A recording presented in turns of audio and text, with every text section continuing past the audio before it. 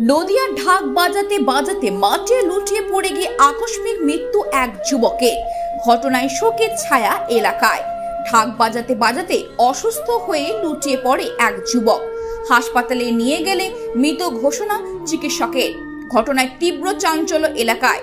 এমনই চাঞ্চল্যকর ও মর্মান্তিক ঘটনাটি ঘটেছে নদিয়ার শান্তিপুর এলাকায়।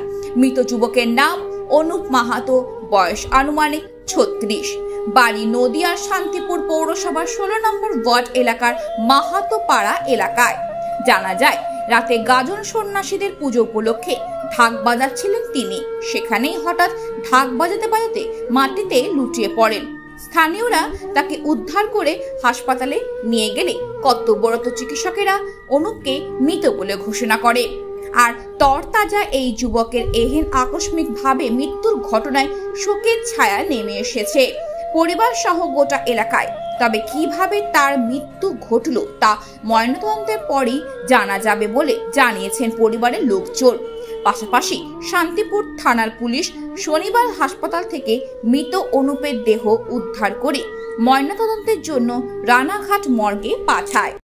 ব্যাপারটা হচ্ছে, আমাদের চড়কের অনুষ্ঠান হচ্ছিল, তো ও ঢাক বাজাচ্ছিল। ঢাক বাজাতে বাজাতে হঠাৎ করে পড়ে যায়। তারপরে আর কিছু আমরা বুঝতে পারিনি, হাসপাতালে নিয়ে যাই। ওখানে বলে ও আনি।